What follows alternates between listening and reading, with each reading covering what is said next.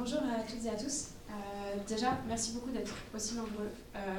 Je ne m'attendais pas à ce qu'il y ait autant de monde, honnêtement. Je m'attendais à ce qu'on soit, allez, 10 en comptant ma maman et mon chat. Donc vraiment merci d'être là de bon matin, aussi pour parler du X-Writing. Juste dans la salle, qui est UX ou qui fait de l'UX un peu au quotidien dans son métier, que je vois à peu près. Ok. Qui fait du contenu ou en équivalent? D'accord. Et qui fait pas du tout ça, genre vraiment qui est un peu là. Ok. Très bien. Moi, juste pour faire très rapidement, je m'appelle donc Cassandra, je suis Design Sprint Master, UX Writer et Researcher, on m'appelle aussi des fois Content Designer, enfin on a tous un peu des noms un peu particuliers. Je ne sais pas si vous avez remarqué, mais dans le numérique surtout, enfin dans ces nouveaux métiers, on a toujours un peu ce réflexe quand on se présente. C'est de jamais dire la même chose aux personnes en fait, en fonction de qui est en face de nous. Quand ma famille me demande tu fais quoi toi déjà Moi c'est plus, je fais du conseil aux entreprises, on va dire, puis j'écris aussi beaucoup à côté. Au corpo, donc à mes clients, souvent je dis plus j'accompagne l'innovation de la strat à l'exécution avec un prisme rédaction sur lequel je peux intervenir. Et puis au public un peu plus connaisseur, donc je vais dire je suis certifiée Design Sprint et j'utilise donc des mélanges de Lean, du X et d'Agile en fait pour enrichir mon approche contenu et produit et pousser les entreprises à innover. On fait tout ça en fait, le fait d'adapter son discours à son interlocuteur. Oui, je suis désolée, il y a énormément d'animation dans cette présentation, je me suis habituée. C'est un processus en fait qui est inconscient mais qu'on fait en plusieurs étapes. La première étape souvent c'est l'objet. Donc quelqu'un m'a posé une question, qu'est-ce que je sais sur l'objet de la réponse? Quelles sont toutes les informations que je peux rassembler sur moi, là en l'occurrence, qu'est-ce que tu fais dans la vie, qu'est-ce que je sais ce que tu fais. Deuxième étape souvent c'est le contexte et la personne en face de nous. Bon, je m'inscris dans quel contexte? Est-ce que je suis à table, en famille? Est-ce que je suis en réunion? Est-ce que je suis dans un ascenseur? Comment? Et la personne en face de moi, qui est-elle? Qu'est-ce que potentiellement elle sait? La troisième étape, souvent, c'est donc du coup le besoin et l'hypothèse. Qu'est-ce que la personne en face de moi a besoin de savoir en fait? Est-ce que le corpo avec lequel je suis a envie de savoir exactement les tenants et aboutissants de mon dernier design sprint? Je ne suis pas sûre que ce soit pertinent pour le moment. Et la dernière étape, prioriser. Est-ce qu'on m'a posé d'autres questions? Est-ce qu'il y a des choses plus importantes que je dois adresser pour le moment? Et enfin, la réponse. Ce processus-là, c'est un mélange en fait d'empathie, de compréhension, et qui est complètement inconscient, mais qui pour moi est fondamental à notre nature en tant que designer, dans notre travail de designer au quotidien. C'est un processus qu'on cherche à répliquer au quotidien dans toutes nos interactions avec nos utilisateurs. Et de la façon la plus naturelle possible, évidemment, parce que moins ça se voit, mieux c'est. L'UX Writing, si je devais le dire en 2 mots, c'est l'application de ces processus UX, de ces méthodologies UX à l'écriture et au design de contenu. C'est aussi, pour moi c'est fondamental, une décomposition de notre façon de penser le produit. Parce que pour moi, parler, concrétiser un produit, et je suis désolée s'il y a 18 dans la salle, c'est presque plus important que le design en fait en lui-même. Je préfère un produit qui soit moche, mais un produit qui fonctionne. Pour moi, ça touche encore plus profondément à la nature du produit parce que une idée n'existe pas tant qu'on n'a pas posé de mots dessus. Après, je suis obligée de défendre mon créneau, je m'excuse auprès des designers d'interaction. Évidemment, c'est un tout, c'est un ensemble. Le design est systémique, c'est ce que disait Pauline tout à l'heure. Du coup, dans l'heure qui va suivre, je vais essayer de m'attacher avec vous donc de façon la plus interactive possible, parce que, encore une fois, je ne m'attendais pas à ce qu'on soit si nombreux, donc j'ai un peu pivoté sur le format de la conférence.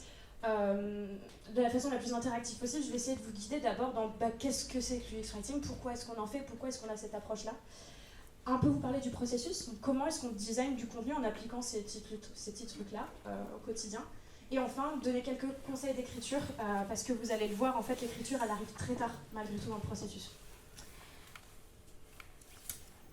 On peut se demander, ok, en vrai, c'est quoi le coût d'un produit mal écrit? C'est pas grave, un peu de mauvaise compréhension.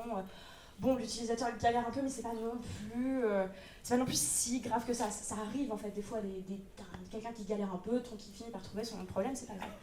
Un produit, une solution mal écrite, ça peut donner ça. Je sais pas si vous vous souvenez, mais il y a 3 ans maintenant, il y a une alerte à la bombe qui a été diffusée à l'ensemble de l'île d'Hawaï, qui a fait croire à l'intégralité de la population qu'ils allaient mourir, en fait, à cause d'un blast nucléaire. C'est vraiment pas une blague, hein. Il y a plein d'articles dessus, et ça a été, je pense, la pire heure et demie sur cette île ever. En fait, on s'est rendu compte, donc il y a évidemment des journalistes qui ont enquêté, que c'était bel et bien une erreur, encore heureux, et en plus de ça, que ça avait été causé parce que quelqu'un, voulant déclencher une alarme test, a appuyé sur le mauvais bouton. Les journalistes se sont donc demandé, ok, ça ressemblait à quoi en fait ces boutons? Ça ressemblait à ça. On est sur une superbe interface là pour le coup, Windows 98, même de l'enfer en fait, disons-le. Mais ne serait-ce qu'en gardant cette chose horrible, on aurait pu, ne serait-ce qu'en triant un petit peu mieux, en écrivant ne serait-ce qu'un tout petit peu mieux, l'ensemble des titres, éviter une catastrophe. Je ne sais pas si vous voulez prendre 3 secondes, ne serait-ce que pour regarder, il n'y a rien qui est trié, il n'y a rien qui est dans l'ordre, il n'y a aucune convention, enfin c'est l'exemple parfait de tout ce qu'il ne faut pas faire, ouais, clairement. Vous avez donc là, attention, il y a des vagues trop fortes. Là au-dessus, c'est un démo pour une Amber Alert. Amber Alert, je crois que c'est l'alerte... D'accord, donc alerte enlèvement. Au-dessus, c'est, attention, là pour le coup, c'est fermeture de route parce qu'il y a eu donc, un glissement de terrain. Au-dessus, PACOM, donc là je pense que c'est l'alerte générale de l'État, donc ça c'est le test. Par-dessus, attention tsunami. Par-dessus, de nouveau PACOM, et cette fois-ci pas le test, la vraie erreur. Test message avec un 1, je ne me dis pas d'où ça vient. De nouveau Amber Alert, alors parce qu'on avait l'Amber Alert, oui, parce qu'on avait le démo là-haut. Amber Alert encore plus en haut, seulement sur la région, et tout en haut, une fausse alarme BMV. Bon, bah, enfin, ouais. Mais bon courage, hein, franchement, bon courage pour pas déclencher une peur totale en 3 secondes. Enfin, bref, c'est ça en fait. Même sans un meilleur design, même sans en faire un truc super joli, super chiadé, juste en écrivant mieux, on aurait pu éviter la catastrophe. Moi, je suis contente de parler de contenu et de mots, parce que bah, j'écris beaucoup à côté. Et plus j'écris, plus je me rends compte à quel point les mots, c'est le cœur de tout. Il y a un linguiste que j'apprécie énormément, qui s'appelle Ferdinand de Saussure, très beau nom, très beau pseudo, ça va, qui dit « Prise en elle-même, la pensée n'est qu'une nébuleuse où rien n'est délimité. Il n'y a pas d'idée préétablie et rien n'est distinct avant l'apparition de la langue. » Pourquoi? Parce que les mots, ils ont un pouvoir. Ils ont ce pouvoir de définition que rien d'autre n'a, en fait, à l'heure actuelle. Pour moi, les mots précèdent l'exécution. Les mots, ils sont la clé d'une définition d'une bonne idée et la clé de la naissance d'un concept qui soit solide. Souvent, cependant, et de plus en plus dans les métiers du design ou du numérique, moi j'ai très souvent vu l'écriture reléguée à un pan un peu de com. En fait, c'est un truc de pubard. Il faut que ce soit cool, il faut que ce soit stylé, il faut que ça claque. C'est une couche, c'est un vernis. Et c'est aussi ça ce que j'essaie de déconstruire un peu au quotidien en disant non, en fait, si vous ne savez pas parler votre produit, vous ne connaissez pas votre produit. Ça, c'est des sites moches. Voilà, on peut le dire. À gauche, vous reconnaissez Craigslist, qui est, je pense, un des sites de design le plus laid possible, qui fait pourtant 100 milliards de chiffre d'affaires par an, donc il se porte plutôt bien. Et à droite, vous avez qui est pour moi le meilleur exemple du UX jamais fait, qui est le site du gouvernement anglais. Je ne sais pas si vous le connaissez, c'est un peu un quai d'études dans l'UX. Ils sont les premiers à avoir monté un département qui intégrait des UX writers. D'ailleurs, ils ont des ressources incroyables, un super blog. Si jamais vous ne l'avez pas vu, je vous encourage d'aller voir le documentaire qui parle justement de toute cette refonte. Ils ont donc refondu 2000 sites gouvernement qu'ils ont rassemblés en un seul. Et c'est un site qui maintenant totalise 3,6 millions de visites par an. Et là où c'est incroyable, et là où ça a été super bien fait, c'est que c'est un site sur lequel il n'y a pas d'équivalent, en fait. Il n'y a pas un autre site du gouvernement anglais. Quand les gens ont besoin de renouveler leur passeport, ils doivent passer par là, il n'y a pas de choix. Et donc, en partant de ce principe-là, ils se sont dit, ok, comment est-ce qu'on va faire pour créer une solution qui soit, franchement, le design, il n'est pas super funky, mais qui soit utile, qui soit pertinent, et où il y ait toutes les bonnes informations au bon moment, au bon endroit. Du coup, donc, c'est ce que je vous disais, j'écris à côté, et je pense que c'est peut-être un petit peu aussi pourquoi vous êtes là, de se dire, ok, j'adore écrire, j'aime beaucoup le design, je me dis, bon, il y a un truc à faire. Enfin, vraiment, parce que moi, ça a été ce que je me suis dit, en fait, quand j'ai découvert cette méthodologie et cette approche. Je me suis dit, c'est génial, j'ai enfin l'occasion de rassembler un peu ces deux côtés de moi-même. Le côté artiste qui écrit des trucs toute seule en écoutant de la musique, et de l'autre côté, ce côté rationnel, qui a fait des études, qui veut bien bosser, qui veut faire des trucs utiles, qui bosse quoi, en fait, le côté expert et artiste. Oui, alors l'UX Writing vous permet ça, si vous considérez que l'artiste, elle est ligotée dans la cave de l'experte, et que je la laisse sortir genre 1 heure ou 2 tous les jours pour du soleil. C'est à peu près ça, en termes d'image. Parce que je suis désolée de vous le dire, mais le design de contenu, c'est super rasoir. C'est vraiment, c'est rasoir.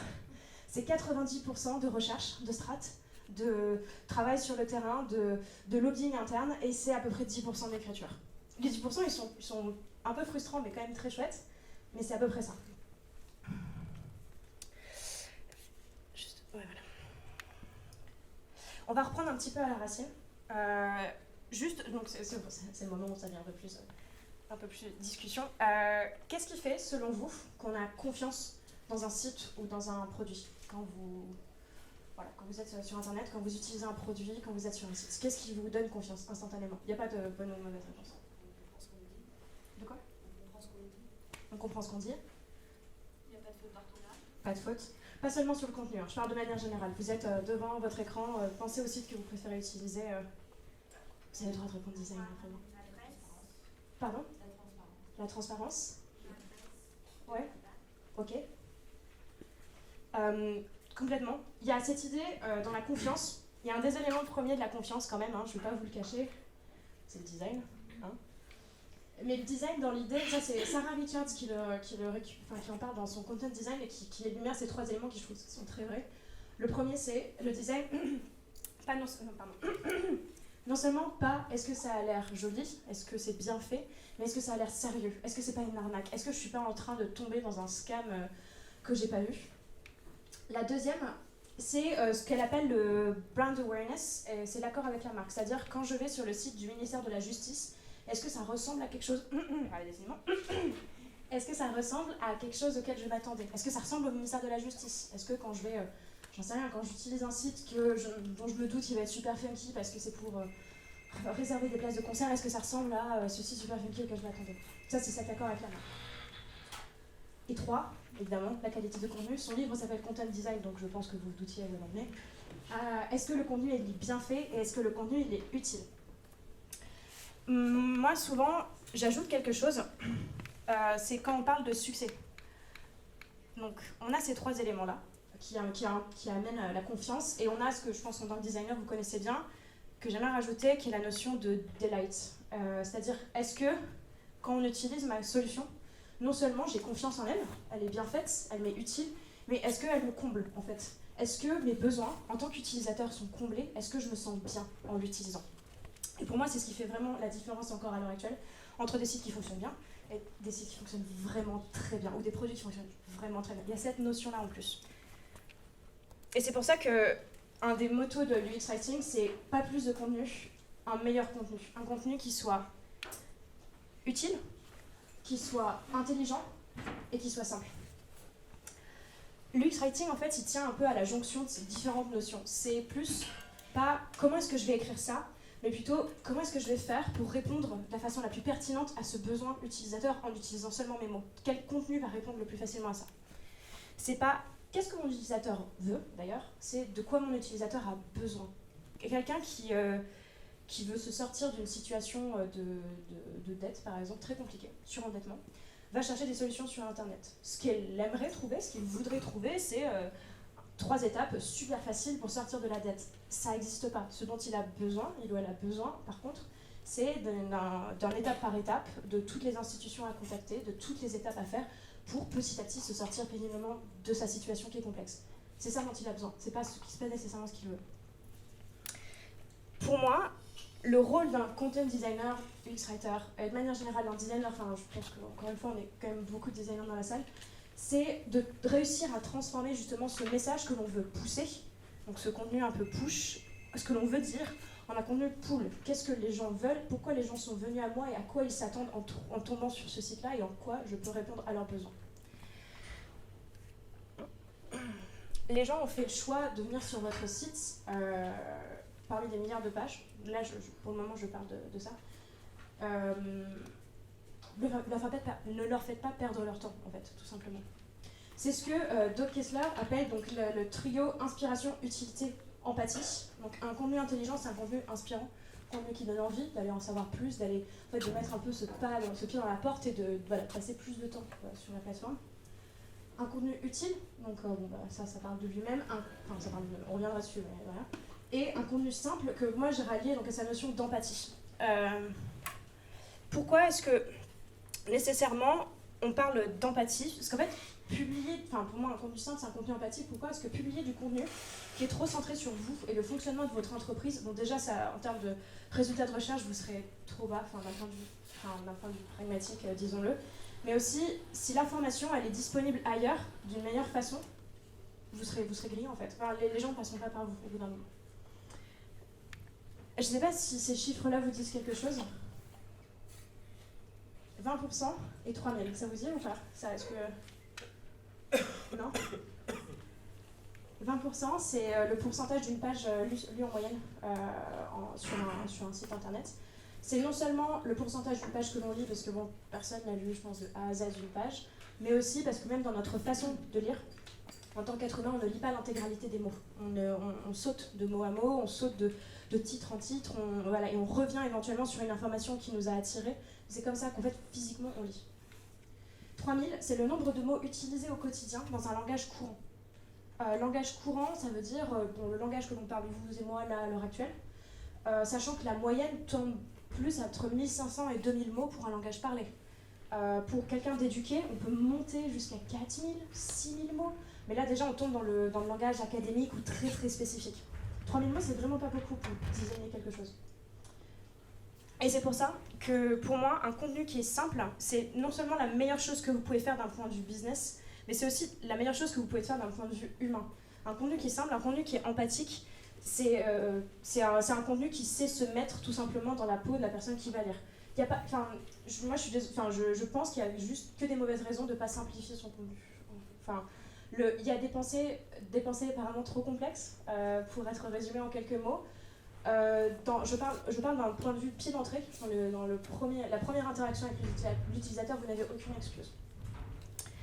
Je vais vous donner juste un exemple, parce que je trouve qu'il n'y a pas de supériorité à avoir dans le contenu, mais ça s'applique beaucoup. Mes parents ont un café, un coffee shop. Ils sont à la pointe de tout ce qui se fait dans le café, de manière générale. Ma mère se renseigne tout le temps, ils font des voyages, ils essaient dès qu'ils ont un peu de congé de partir à New York pour essayer de voir ce qu'ils sont dans les meilleurs coffee shops du monde, etc. pour offrir le mieux à leurs clients. Mais vous vous doutez bien que sur la devanture du café, sur les premiers panneaux, il n'y a pas marqué Slow Drip Guatemalan Blend.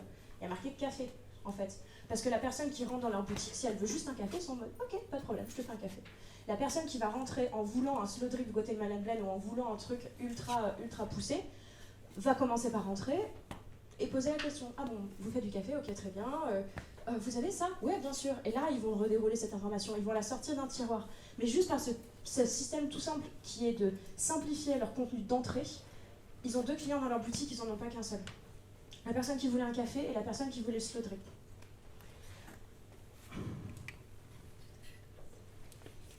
On vous accusera jamais de répondre à un besoin de façon trop vite et trop bien, en fait. Simplifier votre contenu, c'est pas nécessairement vous rendre plus bête, c'est vous ouvrir aux gens, tout simplement. Et d'un point de vue business aussi, ça c'est un exemple qui a été donné par Maggie Stampil, qui est UX Writer chez Google, que vous connaissez peut-être si vous aimez beaucoup. C'est un exemple qui est assez canon. En gros, elle disait tout simplement, on s'est rendu compte sur Google, donc maintenant, vous savez, quand on tape, j'en sais rien, Hôtel Lisbonne en mars, vous avez les disponibilités qui arrivent directement dans Google, donc en 0 clic, pour aller éventuellement chercher un hôtel directement via Google. Leur premier bouton, c'était « Book a room », réserver une chambre. En changeant juste le titre, « Check availability », chercher la disponibilité, ils ont augmenté leur taux d'engagement de 17%. Pourquoi ? Ils ont simplifié leur contenu. Ils savent très bien que les gens qui vont mettre un pas dans la porte, c'est pas nécessairement des gens qui veulent immédiatement réserver une chambre, c'est des gens qui veulent savoir. En faisant ça, juste ne serait-ce que d'un point de vue billet, c'est 17% de personnes en plus qui s'engagent sur ce bouton-là. C'est ce que Sarah Richards appelle le 80-20. Ça, c'est un des principes aussi du UX Writing. Je pense qu'aussi on le retrouve en UX de manière générale. Toujours amener, en gros et en premier, ce que 80% de votre audience veut. Parce que si vous ne le faites pas, vous allez aliéner 80% de votre auditoire. Le reste, après, ce que les 20% veulent, mettez-le, bien sûr, plus bas, ailleurs, d'une autre façon. Mais ce que 80% des gens veulent, ça doit être le premier truc qui est vu sur votre page. Vous connaissez, je pense, la règle des 3 clics, hein, la convention. La règle des 3 clics, je trouve qu'elle est assez vraie juste pour le point d'entrée, évidemment. Il faut que les gens commencent à se dire que oui, on va répondre à leurs questions au bout de 3 clics, grandios heureusement. Mais Piroli a une théorie que j'aime beaucoup et qui, je trouve, est assez vraie, qui parle du sense of information, donc la senteur de l'information, qui est prouvée, qui dit que si l'utilisateur sait qu'il va dans la bonne direction, sait qu'il va en apprendre plus et sait qu'il s'est engagé sur un chemin sur lequel on va finir par lui répondre, peut cliquer bien plus de fois que 3 fois, en fait. C'est ce que je vous disais, en fait, c'est pas nécessairement plus de contenu ou moins de contenu, c'est juste du contenu plus malin, en fait. C'est ce que fait Booking très bien. Booking, vous ne réservez pas une chambre en 3 clics. Hein. Booking, d'abord vous cherchez, ensuite vous choisissez votre chambre. Ok, je vais réserver. Attends, il faut que je rentre mes détails. Et ensuite je complète. Mais juste par cette simple suivi de boutons, vous savez qu'au final vous allez finir par réserver votre chambre, il n'y a pas de problème. Mais justement, vous laissez à l'utilisateur ces moments de réflexion et vous le rassurez à chacune des interactions sur le bouton, vous disant non t'inquiète, on va pas encore te prendre tes codes de carte bleue, on va te laisser réserver, comparer, aller voir ailleurs. Ça va pour le moment? C'est clair? Si ça vous va, je vais un peu plus rentrer dans le détail du processus. En gros, quand on arrive en tant que UX writer, en tant que content designer, ou avec un rôle qui est plus ou moins comme ça, en tant que rédac qui a envie d'insuffler du UX dans sa boîte, ça arrive aussi. Le processus est assez long. Donc, comme je vous disais, c'est 90% de recherche pour 10% d'écriture. Si vous arrivez dans une entreprise pour la première fois, si vous êtes un peu parachuté, si vous êtes en mission par exemple, vous allez avoir cette première étape qui pour moi est essentielle. Parce qu'en fait, vous, en tant que UX, vous le savez, hein, on a ce rôle malgré tout d'évangéliste un peu en interne, où on est toujours un peu à pousser les nouvelles méthodes et non, si on peut faire ça autrement, etc. Et pour vous rendre service, cette première étape, moi je la trouve essentielle. Entretien avec des experts, apprenez comment en interne on parle du produit déjà, comment est-ce que les gens en parlent, quels mots ils utilisent, quelles anecdotes ils ont à vous partager. Cartographie des parties prenantes, donc ça c'est en interne encore une fois, ça c'est la phase de compréhension vraiment en interne, dans quel contexte vous vous inscrivez dans votre travail de tous les jours. Cartographie des parties prenantes, donc qui sont les personnes autour de vous qui sont plus ou moins responsables du contenu. Est-ce que dans cette boîte, il y a un juridique, par exemple, il y a un pôle juridique qui doit valider l'intégralité des choses que vous sortez? Est-ce que dans cette boîte, vous avez la com, qui est impossible avec laquelle raisonner, par exemple? Et enfin, même si vous le pouvez, mapper un processus de contenu. Processus de contenu, pourquoi? Parce que souvent dans les boîtes, vous me dites si vous avez connu ça, celles et ceux qui écrivent, on écrit un truc, après on l'envoie à la personne qui est relativement notre responsable pour validation, donc ça c'est édité 2-3 fois. Ensuite ça doit être validé pour être publié, donc ça disparaît. Le contenu disparaît pendant une semaine, puis il revient, il ressemble à rien, il ressemble plus à ce que vous avez écrit. Personne n'est content, mais ça fait 3 jours qu'on doit le publier, on va le publier. Et on se retrouve avec un contenu qui est publié, personne n'est vraiment super content. Et c'est typiquement pour éviter ce type de situation-là, que avant même en fait, de vous mettre à écrire, avant même de vous commencer à travailler, mapper ce contenu-là. Commencez à faire votre propre user journey, en fait, de vous dire, ok, où est-ce que je vais avoir les plus grosses difficultés, quelles sont les personnes que je vais devoir convaincre au fur et à mesure pour pouvoir implémenter ce type de processus. La seconde étape, donc là c'est enfin, on entre un petit peu dans le vif du sujet, c'est parler du sujet en général. Aller chercher comment est-ce qu'on en parle déjà sur Internet, parce que vous n'êtes pas le premier à parler de votre sujet. Quels mots ils sont employés, quels termes, quelles sont les façons dont on parle naturellement en fait, du sujet, et aussi quelles sont les façons dont on cherche le sujet sur les mots-clés, parce qu'on a ce langage naturel, on a le langage recherche mots-clés Google qui est quand même assez importante. Quelles émotions sont en jeu? Donc pour ça, souvent, allez jeter un coup d'œil au forum, allez jeter un coup d'œil sur des questions-réponses dans les commentaires. Quelles sont les émotions qui sont engagées? Est-ce que c'est un sujet qui est ultra controversial? Est-ce que c'est un sujet qui est au contraire plutôt zen? Est-ce que les gens sont super engagés? Est-ce que les gens sont plutôt éloignés? Voilà, commencez à donner une couleur un petit peu à ce sujet-là. Et que veulent savoir les utilisateurs? Quels sont le top 10 en gros des questions que se posent les gens sur votre sujet à l'heure actuelle? Ok, pour rendre le truc un peu plus didactique, je vous présente Petit Filou. Petit Filou, c'est notre entreprise. Petit Filou, c'est une PME qui a 6 ans, qui a une vingtaine de personnes. C'est une marque qui s'est créée, qui vise à proposer de la nourriture pour chat, qui soit bio, naturelle, super, pour des matous en très bonne santé. Et Petit Filou nous a tous engagés pour être UX Writer parce qu'ils sont super en avance sur leur temps. Ils connaissent quelqu'un qui connaît quelqu'un qui a fait du UX, ils trouvent ça canon. Et ils se disent, bon alors on va faire une refonte de notre site et on a vraiment envie d'embarquer des UX. Et donc vous êtes devenus content designer. C'est un peu pour illustrer tout ce processus avec moi. Du coup, dans cette phase de recherche, qu'est-ce que je peux faire? Ça va être très très succinct, je vais vous demander d'extrapoler beaucoup, je ne suis pas allée vraiment faire une recherche sur la nourriture pour chat pendant 3h30 pour vous. En gros, essayez de parler un petit peu en termes de mots. Quels sont les mots les plus utilisés? Est-ce que c'est nourriture pour chat? Est-ce que c'est pâté pour chat? Est-ce que c'est aliment pour chat? Enfin voilà, quels sont les termes? Comment les gens parlent de la façon la plus naturelle de ça? Vous pouvez aussi jeter un coup d'œil, juste ça c'est des trucs très très rapides, hein, ça paiera jamais, ce sera jamais aussi efficace qu'une recherche de 3 jours sur le terrain, mais c'est juste pour vous montrer qu'en quelques clics on peut se donner un peu une idée. 4 millions de résultats pour nourriture bio, 1 million de résultats pour nourriture sans céréales, 8 millions de résultats pour nourriture naturelle et 33 millions de résultats pour nourriture chat bon pour la santé. Voilà. Donc vous avez déjà un peu une petite idée. Si vous allez sur des forums, par exemple, vous allez un peu avoir l'émotion en fait, qui est engagée. Les gens aiment beaucoup leur chat, et les gens ils n'aiment pas les grosses industries, ils leur donnent des friskies. Et du coup, on retrouve par exemple des verbatims du style j'ai regardé le paquet Purina que j'ai, c'est composé de farine, de soja, de gluten, de maïs, racines de chicorée. Ils n'ont pas besoin de tout ça, les minous. Avez-vous des marques à me donner? Bonjour, j'ai vu que les croquettes industrielles sont blindées de céréales, sûrement d'OGM, et d'ailleurs, nos chats sont des carnivores, c'est à rien y comprendre. Enfin si, je comprends, emoji pas content. Voilà, vous voyez, là comme ça, on a une idée un peu de ce qui se passe, de ce qui crispe les gens, juste au moins en termes d'émotion. Les meilleures croquettes sont celles qui ne contiennent aucun sous-produit animal, aucune céréale, très peu de glucides. On en trouve exclusivement sur internet et peut-être dans des boutiques naturelles sur Paris. Après, la meilleure alimentation reste celle qui est naturelle, donc à base de viande. Voilà, donc là, juste en 3 clics, vous avez un peu une idée des réponses à ces questions. Je vous propose de le faire un petit peu avec moi, là, en extrapolant un petit peu. Est-ce que vous pourriez me dire, vite fait, comment est-ce qu'on en parle, là, déjà, selon vous? Et puis, je sais pas si vous avez des chats, on pourrait discuter de ça aussi. Comment est-ce qu'on en parle, là, à l'heure actuelle? Quelles émotions, là, vous sentez qui émergent? Et un peu, quelles sont les questions que se posent les gens? Là, juste sur cette mini-recherche, et vous avez le droit d'inventer des trucs. Un ton informatif et rassurant. Ok, très bien. La clarté sur les ingrédients. Ok. Allez-y, s'il vous plaît, je sais qu'on est le matin et tout, s'il vous plaît. Là, les gens sont inquiets à propos de la santé de leur chat et de ce qu'on en est. Ils ont la même comportement en fait par rapport à l'organisme où il y a des choses saines à l'intérieur. Donc il y a beaucoup de, je pense, d'inquiétude. Ouais. Peut-être voire même d'angoisse pour certains. Inquiétude, angoisse, en effet aussi, ouais. Complètement.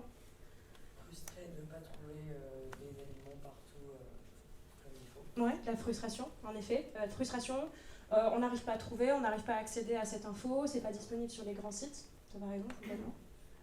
Ils ont l'impression d'être trompés aussi parce qu'ils regardent derrière et ils se rendent compte à ce moment-là. Exactement aussi. Ouais. Il y a un manque de confiance aussi énormément. Les gens sont trompés. C'est ah mais on me dit que c'est bien, on me dit que c'est bio et en fait je retourne et c'est pas du tout ça, complètement. Donc voilà, donc vous voyez juste en quelques clics déjà on peut commencer à se faire un peu une idée. Mettons moi Petit Filou, j'ai envie de pousser sur le devant de la scène et faire le Petit Filou de la marque numéro 1 parce que je suis convaincue que mon produit il est canon. J'ai envie de faire de Petit Filou le produit numéro 1 de la nourriture pour chat naturelle en France. J'ai une idée de comment au moins parler un peu plus aux gens. Et en fait, je viens de me rendre compte qu'on était sur la slide d'après, donc du coup, vous étiez très déconcentrés, je suis désolée. C'est une terrible erreur de ma part. La phase d'après, c'est une phase plus analytics. Si vous avez un site qui existe déjà, là, c'est le moment d'analyser, donc ça, c'est le côté plus UX, quel est le comportement des gens sur votre site? Quelles sont les pages les plus visitées, éventuellement? Quels sont les chemins d'entrée? Quel est le comportement des gens sur votre site? Bon, bah, ça, on peut... moi, à l'heure actuelle, j'aime bien utiliser des heatmaps parce que je trouve ça sympa. Dans 3 mois, si vous me posez la question, peut-être que j'aimerais utiliser autre chose. Enfin, c'est aussi un processus qui est bien. Mais comportement des gens sur leur site, c'est sur quoi est-ce qu'ils vont cliquer, quelles sont les choses qu'ils lisent le plus, quels sont les contenus qui passent complètement à côté parce que pas le temps, pas envie, enfin, on sait pas. À ce stade-là, on peut faire que des hypothèses. Quelles sont les pages les plus visitées? Éventuellement, ça peut être intéressant en termes de visite unique.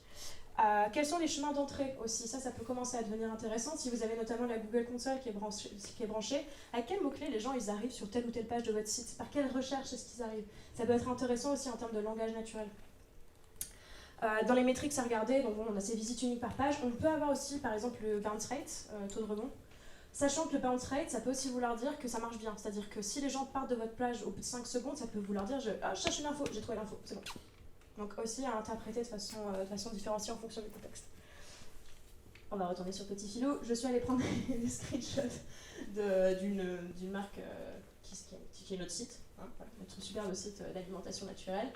Donc là par exemple, quand vous tombez sur petitfilou.fr, donc les gens arrivent sur cette landing page, toute la gamme d'aliments pour chat, vous vous rendez compte, Heatmaps ou autre, que les gens cliquent principalement sur les produits, vite fait, lisent bien le titre, vont pas trop aller cliquer là-haut, voire même pas du tout le blog, c'est un désert.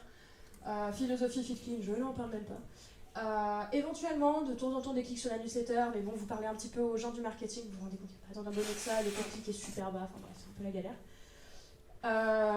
Beaucoup de gens qui vont cliquer éventuellement sur les produits. Une fois que vous cliquez pourtant sur philosophie Fit Clean, voilà, vous tombez là-dessus, donc sur cette page. Donc il faut imaginer que c'est un déroulé. Hein. J'ai juste dû faire deux screens. Vous vous rendez compte que les gens s'arrêtent très très haut sur le contenu, lisent rapidement le premier paragraphe, Fit Clean, 2-3 trucs en dessous. Et en fait c'est dommage parce que vous vous rendez compte que quand vous déroulez, vous avez tout ça comme info, qui est caché à 14 clics plus loin. Qui est pas forcément. Moi perso, je suis pas allée cliquer sur philosophie. Hein. C'est vraiment juste parce que j'ai envie de faire des screens pour vous. Je dis pas mal pour un truc de consommation. Vraiment parce que j'avais cette idée où je devais chercher un exemple. Mais sinon, j'y serais pas allée. Et c'est dommage parce que c'est notre proposition de valeur, elle est là. Vous le dites, hein, les gens ils sont inquiets, ils ont pas confiance, ils ont besoin de voir ça aussi. Du coup, si on devait. Là, pareil, je vais vous laisser extrapoler aussi un petit peu. Si on devait imaginer un peu le comportement des gens sur notre site. Les pages les plus visitées, les chemins d'entrée, qu'est-ce que vous voyez là qui se dégage à peu près comme comportement? Clique sur ce qu'ils connaissent. Voilà, clique sur ce qu'ils connaissent. Direction la gamme. Ok, en effet, direction le produit. Ils vont pas les fouiller. Ouais, en effet, ils vont pas fouiller. L'objectif du site, c'est d'acheter, c'est pas forcément de se renseigner. Très vrai, en effet. Et donc là, à l'heure actuelle, les gens qui achètent, en fait, les gens qui vont cliquer direct, moi, mon hypothèse, c'est que c'est des gens qui connaissent déjà la marque. Ils se disent, c'est une bonne marque, je vais cliquer, je vais acheter, c'est bon. Je sais ce que je veux. Donc en fait, après, encore une fois, c'est beaucoup d'hypothèses à ce stade-là. C'est de se dire, je pense que les nouveaux clients, les gens qui découvrent, ils captent pas. Les gens nous ont découvert par un autre biais, et ils viennent sur notre site, ils achètent direct, et en fait, ils savent, parce qu'ils savent qu'on est bien, c'est tout. Ça, moi, c'est une de mes grandes hypothèses. Si vous avez des utilisateurs sous la main, à ce moment-là, c'est intéressant de les faire rentrer pour des tests, hein, évidemment. Commencez à leur demander des gens qui utilisent éventuellement votre plateforme, comment tu l'utilises, un petit peu d'observation, juste nous expliquer ce qu'ils cherchent, pourquoi est-ce qu'il le fait, par où il nous a découvert. Des gens qui n'ont jamais utilisé le site, donnez-leur une mission. T'as envie d'acheter des croquettes, j'en sais rien. T'as envie d'acheter les meilleures croquettes possibles. Dis-moi comment tu fais.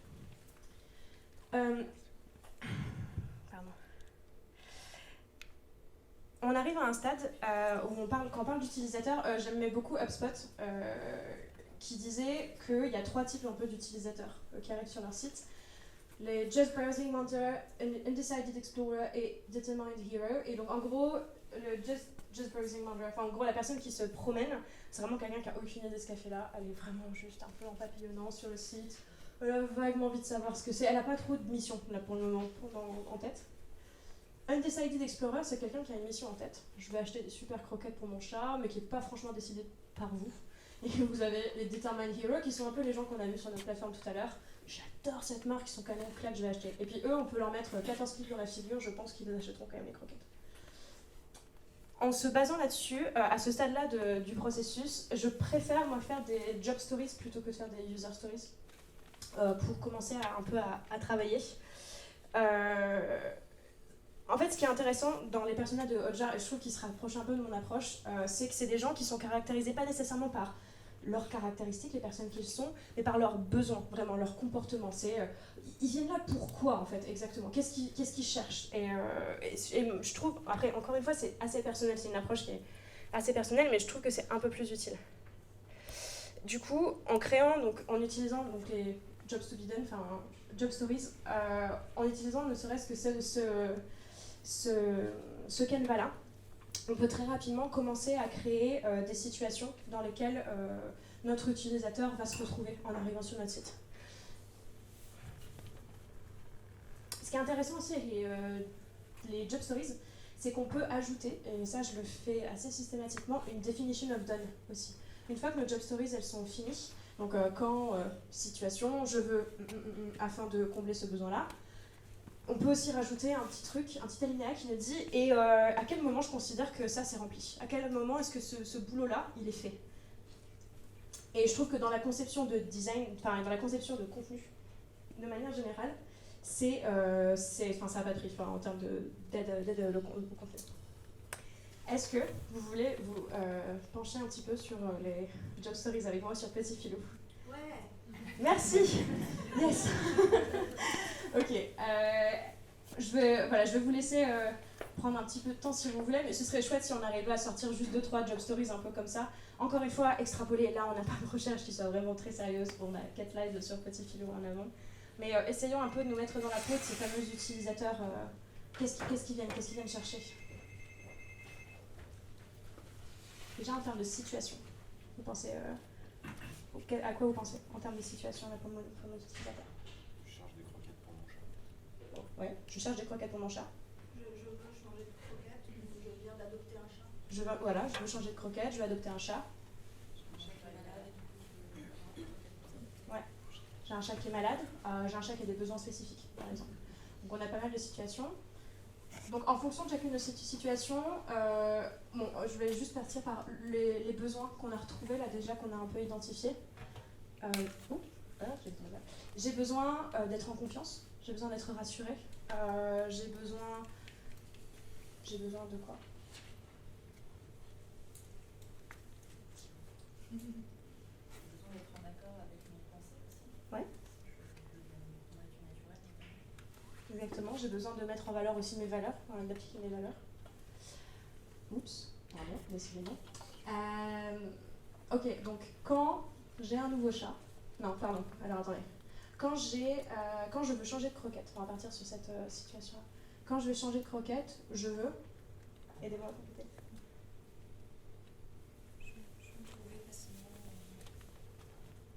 des croquettes qui correspondent à mon chat. Ouais, je veux trouver une alternative, par exemple, afin de ne plus nourrir mon chat d'horreur industrielle, par exemple, pour ajouter ce côté émotionnel. Vous voyez ce que je veux dire?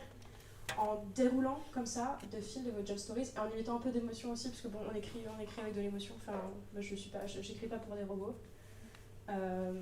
Très rapidement, vous pouvez commencer à trouver 2, 3, 4, 5 job stories qui pourraient être assez intéressantes sur lesquelles commencer à travailler. Bon, je vais vous épargner ça. On écrit maintenant là du coup dans l'idée. C'est bon, on a nos job stories. Ça va, on a fait le cours du travail, rassurez-moi. Pas vraiment, hein, en fait. Vous vous doutez que sinon j'aurais pas mis cette slide. Sarah Richards, à ce moment-là, dans ce fameux processus, elle conseille un truc qui est assez malin. C'est un atelier, encore une fois, parce qu'il y a beaucoup de lobbying interne, beaucoup d'évangélisation, un atelier avec toutes les parties prenantes pour convaincre les parties prenantes d'un processus à mettre en place. En gros, déterminer comment chaque job story, on va pouvoir y répondre en interne, selon avec quels grands moyens. En fait, on pourrait mettre les titres de campagne, ce type de choses, pour aligner en fait toutes les personnes qui sont responsables du contenu derrière votre démarche à vous. Cette phase-là, je pense qu'elle est super importante, surtout si vous êtes dans un environnement qui est un peu récalcitrant, pas forcément très mature à l'UX encore, pour débloquer des choses. À ce moment-là aussi, vous vous rendez compte de plein de trucs en fait. Vous vous dites, cool, je vais écrire. Ah mais attendez, non, en fait non, parce que déjà je suis pas tout seul. Il n'y a pas que besoin du contenu. Pour le coup, on a besoin du X et du Y, là, à ce moment-là. Mon contenu, là, le besoin des gens. Et ça aussi, ça, la partie du travail de l'UX Writer, c'est de se dire, non mais à ce moment-là, les gens, ils n'ont pas besoin de mots en fait. À ce moment-là, une carte interactive, par exemple, sera vachement plus utile. À ce moment-là, tel ou tel format sera bien plus pertinent que des mots, ou en tout cas qu'un texte de paragraphe. Donc là, vous vous dites, bon, ok, non, attendez, là, faut que je me coordonne avec l'ensemble de l'équipe UX, déjà de 1, pour poser l'ensemble en fait, de l'équipe autour d'une vision. Et puis, bon, ok, mettons tout est fait. C'est bon, hein. Attendez, mais la boîte, elle n'a pas de guide de style, en fait. Il y a plein de gens qui ont écrit, le CEO, le Respocom, un peu juridique, 2-3 stagiaires qui sont passés par là. Ils avaient engagé une nana en marketing qui savait bien écrire il y a 2 ans, qui a pas mal d'articles. Et en fait, vous vous rendez compte qu'il n'y a pas de voix en fait, commune à la boîte. Il vous manque un truc qui est crucial à ce stade-là, qu'on appelle le ton, en fait. Le ton de voix, tone of voice, qui est une notion qu'on retrouve beaucoup. C'est la personnalité de la boîte. Et je pense que c'est super important. C'est important, évidemment, en interface, mais c'est aussi très, très, très important dans la façon dont on s'exprime, parce que, encore une fois, c'est des mots, et des mots sans personnalité, c'est un robot.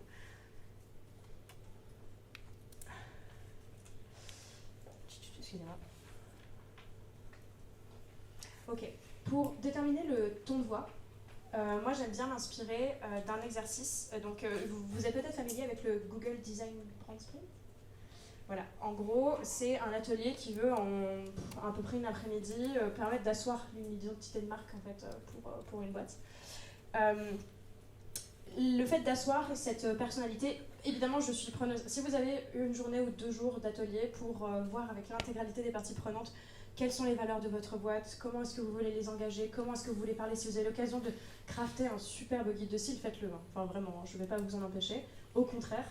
Mais si, comme la plupart du temps, on est toujours un peu pressé par le temps, etc., là, en 2-3 heures, vous devriez pouvoir avoir au moins les grandes notions en fait, de la façon dont vous pourriez vous exprimer à l'écrit.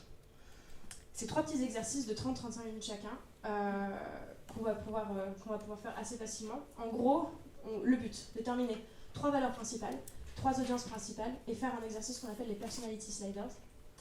3 valeurs, 3 audiences, c'est super simple. Vous mettez, bon par contre, ce qui est important dans ce type d'atelier-là, c'est les personnes que vous mettez autour de la table. Encore une fois, toutes les personnes qui ont leur mot à dire sur le contenu doivent être là ou doivent avoir donné la possibilité de décision à la personne qui va les remplacer. Vous ne pouvez pas faire cet exercice avec quelqu'un qui vous dit je suis pas là et qui se reparachute sur le programme 2 semaines plus tard. Rendez-vous service, vraiment essayez de mettre tout le monde là parce que sinon ça va être une galère monstrueuse. En gros, 3 valeurs, 3 audiences, c'est super simple, vous mettez tout le monde autour de la table, 3 valeurs, vous partez des valeurs personnelles. En gros, selon toi, c'est quoi les 3 grandes valeurs de la boîte? Vous priorisez, vous rassemblez. Et vous vous mettez d'accord sur 3 valeurs à l'échelle de la boîte. Quelque chose qui peut être assez, qui peut des fois être assez tumultueux, mais qui en fait peut se résoudre assez facilement si vous demandez aux gens de définir. En fait, là encore une fois, on ne met pas la même définition sur les mêmes mots. Les gens qui parlent d'optimisme, il y a des gens qui vont vous rapprocher ça beaucoup de la naïveté, d'autres qui vont vous rapprocher ça beaucoup du pouvoir d'action. Donc c'est à vous aussi de refaire cet effort de définition en tant que facilitateur avec les gens. Souvent pour asseoir un peu une valeur dans une entreprise, juste au moins pour que tout le monde s'en empare et que tout le monde soit d'accord, je demande aux gens de refaire une phrase autour de ça. Donnez-moi une citation, donnez-moi un slogan, un truc comme ça qui incarne un peu cette valeur-là. En faisant cet exercice très simple, tout le monde se met d'accord sur quelque chose et tout le monde s'engage derrière un mot et une notion. Par la même façon, essayez de définir vos 3 audiences. Logiquement, si vous avez bien fait votre travail avant, vous devriez avoir une idée des audiences principales de la boîte, parce que vous avez parlé aux experts. Vous savez à peu près dans quel univers vous vous engagez, mais c'est important encore une fois d'aligner. Cet exercice-là, c'est presque plus pour aligner les gens. Donc vous vous mettez d'accord les gens sur 3 audiences principales. Là aussi, faites un tour de table, une audience, un post-it, priorisez, rassemblez. Et surtout, et là c'est la phase importante, attachez les job stories aux audiences. Dites-vous, bon alors là, notre job story qui parle du chat malade, on l'attache à qui là? Ça touche qui en fait, comme personne? Et vous allez ajouter un petit peu d'épaisseur à vos job stories et à vos audiences. Assurez-vous aussi qu'à chaque job story, chaque audience, il y ait déjà au moins une branche de stratégie qui a été mise en place. Qui a été mise en place avec les parties prenantes en interne. Et enfin, il y a l'exercice de Personality Sliders. Donc, si vous connaissez le Google Brand Design Sprint, qui est assez connu et qui, je trouve, est assez efficace de façon très rapide pour positionner rapidement une boîte et son ton de voix. Donc, du coup, pour les personnes qui ne connaissent pas, en gros, vous avez donc des traits, je sais plus comment on appelle ça. En fait, vous avez des curseurs à placer sur des extrêmes.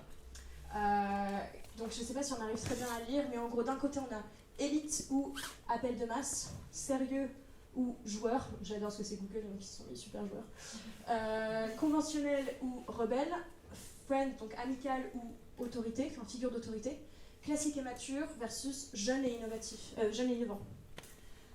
À vous, après, de mettre d'accord tout le monde où placer le curseur sur ces extrêmes-là, en donnant, bon, voilà, la qualité des exemples aussi vous permet de montrer que, vous permet de mettre les gens plutôt d'accord.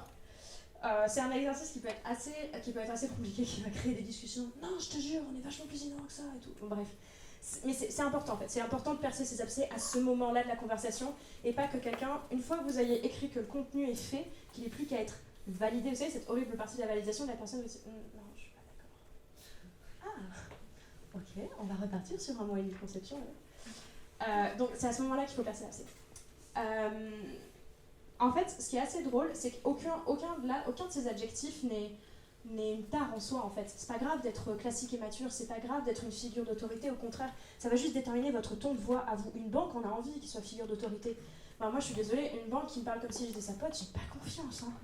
Enfin, voilà, donc c'est important pour vous de placer ce type de cadre.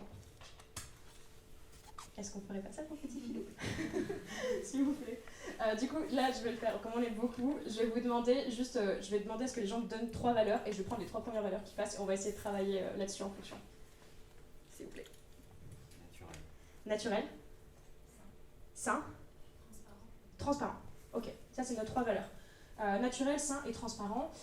Naturel, ça compte bio, du coup, j'imagine, ou plus à base de produits naturels? À base de produits naturels. À base de produits naturels, donc pas nécessairement bio, mais par contre des bonnes molécules naturelles peuvent aussi fonctionner. Ok. Sain, donc bon pour la santé, presque médicalisé, ou plus... Non, justement l'inverse, plutôt qui s'oriente vers le naturel. D'accord. Qui rejoint le naturel et la transparence. Ok. Le fait d'être Ok. bon pour l'animal. Ok, donc sain, presque plus comme simple aussi. Ok, très bien. Et donc transparence, côté publier les recettes, en fait, être... D'où viennent les produits, si c'est français, si c'est... Ok, donc voilà, de donner... Ok, super, donc donner toute cette information. Sain, naturel, transparent. Non mais c'est bien. Ok, on aurait pu dire, par exemple, Petit Filou, c'est... je suis désolée, en fait, je bouge tellement, mais... Bah, non, enfin, voilà. On aurait pu dire, Petit Filou, c'est une boîte qui est super innovante, à la pointe de la technologie de la nourriture pour chat. Vous savez, comme les pubs Razer Gillette pour femmes versus pour hommes. Pour femmes, c'est tout est doux, et pour hommes, c'est vous êtes la pointe de la technologie. C'est pareil. C'est le même produit, et c'est juste on en parle différemment, le ton est différent. Et c'est ça, on aurait pu dire Petit Filou, les meilleures croquettes du marché. Bref, on aurait pu dire, c'est ça, sain, mais d'un côté plus médical, c'est-à-dire, comme par exemple beaucoup de boîtes de bien-être à l'heure actuelle, genre les vitamines les plus adaptées à l'alimentation de votre chat. Voilà. Pourtant, c'est le même produit, c'est juste la façon dont on en parle. Donc, 3 audiences. Là, est-ce que vous avez des idées, des envies d'audience, vaguement? Je fais ça de façon très libre. Je me souviens qu'on avait dit... Les nouveaux propriétaires. Ceux qui ont un chat malade. Ok, propriétaires de chats malades ou avec des besoins particuliers. Allez, une 3e. La recherche d'un chat. Ok. Les gens qui recherchent un chat. Ok, ouais. Les gens qui vont avoir un chat et qui disent j'ai envie d'offrir un chat. Ok, top. Donc voilà, donc là, bon, on va dire qu'on s'est tous mis d'accord, on a réussi à mettre tout le bord derrière nous. On va passer aux personality sliders. Donc là, je sais pas trop comment on va pouvoir se mettre d'accord tous à 50 dans la salle. Mais en gros, en fonction de nos valeurs, donc qui étaient transparence, sain et naturel, vous voyez qu'on peut en parler de façon très très différente. Transparence, sain et naturel, vous pouvez en parler comme un produit de luxe. Hein. Vous pouvez dire c'est le top de la gamme des produits naturels pour votre chat, ajusté à l'intégralité de ses besoins. Vous pouvez en parler en mode Masse à pile, c'est sain, c'est naturel et puis c'est pas cher parce que bon, bah, c'est des produits de base en fait. Vous pouvez en parler de façon très sérieuse, encore une fois, on est à la pointe de la technologie, nous, l'estomac de votre chat, c'est notre priorité numéro 1, comme joueur, les meilleures nourritures pour votre minou. Voilà, c'est la façon de parler en fait qui est différente, mais encore une fois, parler de la même chose. Conventionnel contre rebelle, amical, figure d'autorité, là c'est pareil, figure d'autorité, votre idée de transparence, ça peut être ça, c'est nous, bah, on est intégralement ouvert, on est figure d'autorité parce que on est super transparent sur nos liens avec nos fournisseurs, enfin voilà. Si on devait parler Petit Filou, là dans l'idée, vous verriez plus comment? Déjà sur le premier truc. Si on fait un milieu sur les 5, ça va être très... Plutôt élite? Ok. Young et innovative. Ok, plutôt élite, jeune et innovant. Est-ce que vous avez... Plutôt sérieux, d'accord, ok. Ouais. Plutôt playful. Ah. Vu le design, les couleurs un peu roses, etc. Ah oui. C'est comme quoi c'est fou, hein, c'est parce que j'ai pris des icônes comme ça. C'est marrant. Les personnes, ils ont des angoisses, ils ont peur en fait, ils ont besoin d'être rassurés, donc il faut aussi leur adresser un discours plus sérieux. Ouais, et vous voyez à quel point c'est intéressant comme on peut parler en fait, apporter un ton de voix qui est complètement différent. On peut être joueur en effet, parce que bon, c'est des chats, quoi, c'est mignon, les chats minces, on peut parler comme ça. Et il y a ce côté, nos utilisateurs ils sont stressés en fait. Nos utilisateurs ils sont flippés en vrai. Parce que ça se trouve dans la recherche utilisateur, vous vous rendez compte que 90% des gens ils en ont trop marre de l'industriel. Par contre, si vous vous rendez compte qu'ils en ont trop marre de l'industriel, en effet, ça peut être plus malin de se dire nous, on n'est pas comme les autres, on est sain, on est une petite boîte, vous voyez. Enfin voilà. Ok, c'est bon, maintenant on peut enfin écrire. vous vous rendez compte, là, on a passé 50 minutes déjà, enfin 1 heure, à parler et on n'a pas écrit un mot, en fait, pour le moment. Parce que ça, c'est vraiment la caractérisation même, en fait, de ce processus. Je vais juste vous donner des petits conseils, en fait, de manière générale, à appliquer avec des exemples. Si vous en avez d'autres, il ne faut pas hésiter, on est aussi là pour vous partager. Le premier conseil que je vous donne, après c'est du basique, mais écrivez pour des humains, pas pour des robots. Je sais qu'en plus on est tenté dans le contenu d'avoir une approche très SEO aussi, parce que c'est un véritable enjeu, hein, le référencement. D'un point de vue business, faut pas se leurrer. Mais le langage naturel vous amènera bien plus loin, en fait, bien mieux qu'un langage fait pour des robots. Et un langage fait pour des humains, c'est un langage qui est de l'empathie, qui comprennent vraiment que les gens sont dans une situation et qu'ils ont besoin de telles ou telles informations pour se sortir de cette situation. Mailchimp, par exemple, le fait très bien. Mailchimp a des très bonnes ressources du X-Writing, si jamais vous voulez aller regarder. Et là, c'est un très peu de ressources du X-Writing en français, si vous en connaissez, donnez-moi en, s'il vous plaît, parce que quand j'ai préparé cet atelier, j'étais en anglais tout le temps. Designer pour les humains, qu'est-ce que c'est ? C'est savoir que là, on est sur une phase d'inscription, toute simple.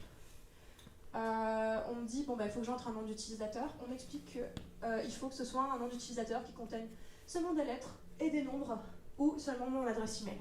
Voilà, en tant qu'utilisateur, je sais exactement ce que j'ai à faire. Je ne suis pas un robot en fait, je vais pas copier-coller quelque chose. Mon mot de passe, je suis rassurée, je sais exactement quelles sont les boîtes que j'ai à ticker en fait, à ce moment-là. Si jamais, donc, je rentre mon mot de passe, c'est bon, regarde ton mot de passe, il remplit toutes les circonstances, c'est bon, t'es rassuré, tu peux continuer.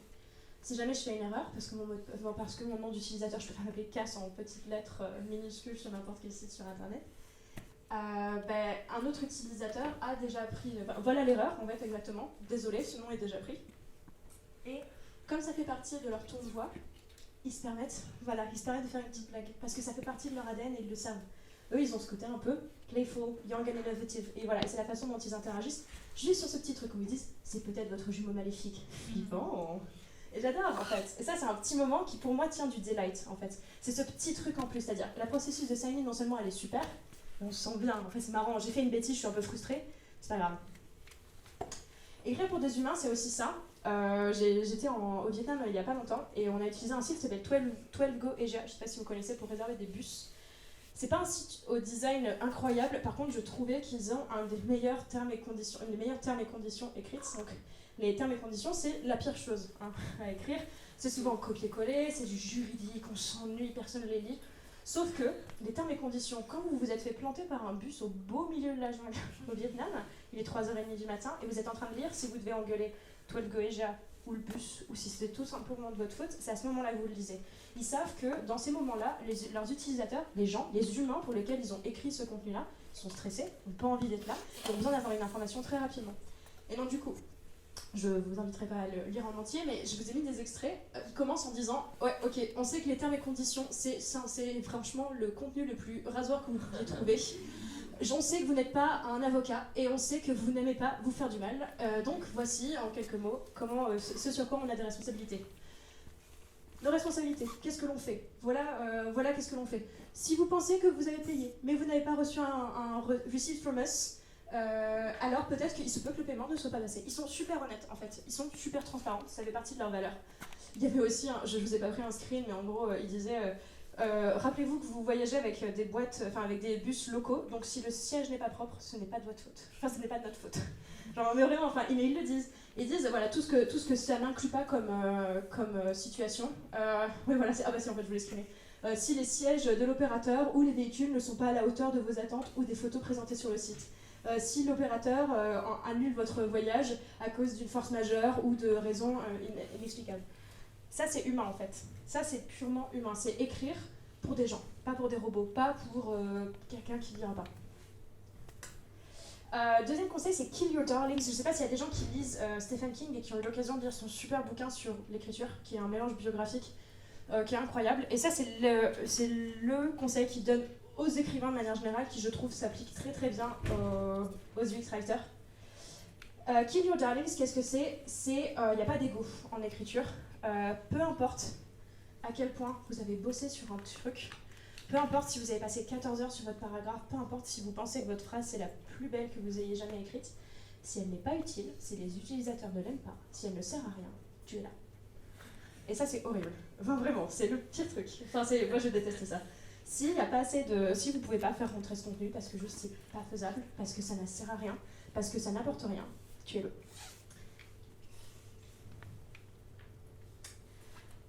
Les conventions, elles existent pour une raison. Si vous voulez révolutionner le monde de l'e-commerce, je suis pas sûre que ça commence par appeler votre panier un wagon de marchandises, par exemple. Voilà, ça peut peut-être pas commencer par là.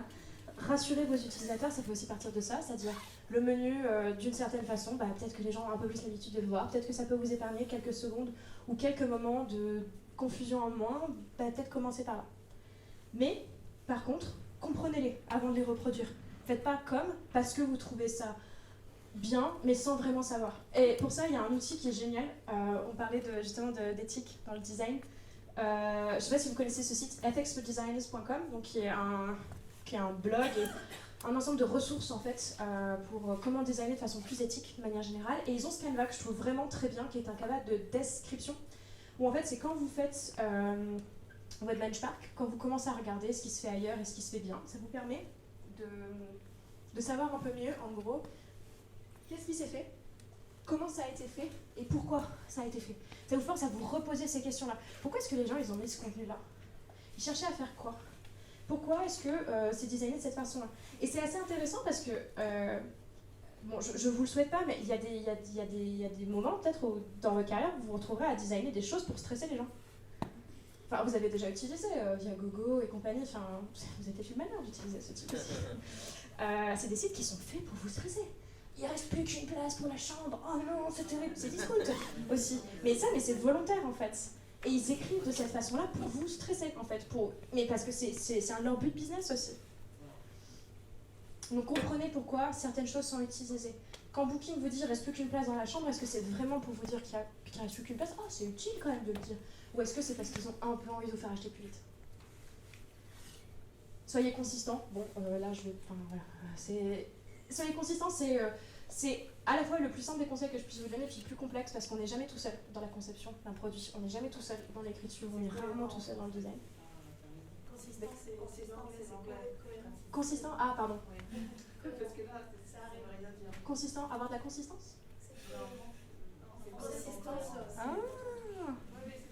Ne faites pas d'angliciste, conseil à vous. Il faut voir la suite pour savoir si c'est consistant ou cohérent. Non, mais c'est cohérent. Consistant, pour moi, c'est utiliser les mêmes termes pour parler des mêmes Ça, choses. c'est cohérent. Non, c'est cohérent. C'est la cohérence. Consistance. Ah, très bonne question. Eh bien, ne faites pas comme moi. Conseil numéro 5. Bref, utilisez les mêmes mots pour parler des mêmes choses. Ah oui, vous voyez, là, franchement, il n'y a pas de ressources du extracting en français, et vous voyez les conneries que je fais là? Franchement, je me sens mal, hein. Je me sens pas mieux. Là, en tant qu'émotion, là, il y a beaucoup de stress là. Il y a beaucoup de stress, beaucoup de... Mais non. Tout à l'heure, on a des exemples en anglais. Voilà, c'est pour vous ouvrir l'esprit sur un autre plan. Non mais bref, soyez cohérents. Donc du coup, utilisez les mêmes termes pour parler des mêmes choses. Et voilà, ce que je voulais dire surtout, c'est que on n'est jamais tout seul à bosser sur quelque chose. Enfin, le mythe du content designer qui peut tracer tout seul sur son produit, il n'existe pas. De l'UX ou de l'UI aussi. Donc faites cet effort avec tous les gens qui sont responsables de pousser du contenu sur votre interface, sur votre site de manière générale, d'avoir ces conventions, de les avoir menées en amont, que quelqu'un qui arrive dans votre équipe ne se pose pas la question du comment on dit ça là en fait? Oh, je vais mettre ça. Non. Quand il se pose la question du attends, comment on dit ça? Il y a soit une ressource, soit quelqu'un qui lui dit c'est comme ça qu'on fait. Pas de jargon ou de termes techniques. Ça, c'est aussi un truc qu'on retrouve. Je sais que, en plus, ça m'arrivait beaucoup. J'avais tendance à me réfugier derrière le jargon ou les termes techniques parce que j'avais l'impression que ça me rendait plus intelligente et plus experte de mon sujet. Ce qui n'est pas vrai, hein, en fait. Franchement, je suis désolée, mais c'est quoi le délire avec 404? Le code 404, je m'en fiche. En fait, je veux juste savoir que ma page n'est pas dispo. Enfin, moi, je suis désolée, d'un point de vue utilisateur, ça fait pas sens. Je suis désolée. Non, mais voilà. Mais c'est devenu iconique maintenant. Mais en fait, une erreur 401, 402, 403. Erreur 404. Ouais. Non, mais pour moi, ça sert à rien. En fait, d'un point de vue utilisateur, c'est un truc qui sert à rien. Bon, c'est un vieil exemple, mais enfin ça... Vous seriez surpris du nombre d'institutions françaises qui utilisent encore ce type de truc. Hein. Non, mais vraiment. Hein. On travaille encore sur ce type d'interface, hein. Enfin sur ce type de ODS. c'est ça en fait. Là, on a perdu votre page. Bah voilà, c'est tout, hein. Tout ce que je veux savoir. Hein. Et là, encore une fois, ils respectent leur ton de voix, c'est rigolo, il y a un petit dessin, c'est cool. Mais moi, l'information, je l'ai en fait. Je m'en fiche que ce soit une erreur 404, je m'en fiche que... Le jargon technique, à moins, et ça c'est l'exception, à moins que les personnes demandent spécifiquement à avoir ce jargon-là parce que vous avez la certitude que 100%, je dis bien 100% des personnes qui utilisent votre interface utilisent ce mot-là et le demandent dès le départ, l'utilisez pas. Enfin, juste, le point d'entrée doit être simple. Offrez des solutions à vos utilisateurs. Ça, c'est souvent plus simple. Quand les gens sont face à une frustration, ils ont envie de résoudre généralement ce problème par eux-mêmes. Ça, c'est encore une fois un exemple de Google, mais je trouvais très bien qu'il décompose un peu cette façon de faire. Le problème original, c'était échec, une erreur d'authentification s'est passée. Donc là, c'est pareil, ça, c'est très jargonneux. Un peu plus clair. Sign in error, donc vous n'avez pas pu vous inscrire, vous avez entré un mauvais mot de passe. Donc là, déjà, je comprends un peu plus d'où vient le problème. Clair et concis, mauvais mot de passe. Je n'avais pas besoin d'en savoir plus. Vous remarquez jusqu'à présent que les call to action, c'est OK. Oui, non. OK, bon, ben voilà, on va s'arrêter là. Clair, concis et utile, c'est le fait de proposer des solutions. Mauvais mot de passe, bah on va réessayer. Ou en fait, je suis désolée, j'ai oublié mon mot de passe, je dois aller retrouver. C'est un exemple tout simple, mais c'est un principe qu'on retrouve aussi énormément. Tumblr, par exemple, aussi fait très bien. Alors, je suis désolée, parce que le rouge là sur... Ok, là en gros, il vous dit, là il le met en rouge en fait automatiquement parce que j'ai utilisé arrobase.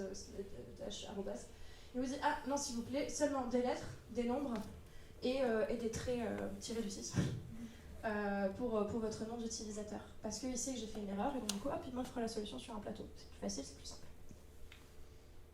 Et enfin, ça c'est le dernier conseil, cédez pas aux sirènes du cool. Ce que je veux dire par là, c'est que quel que soit le contenu que vous développiez, ça, en fait, s'il est joli et si c'est votre seul argument, c'est ah mais c'est stylé.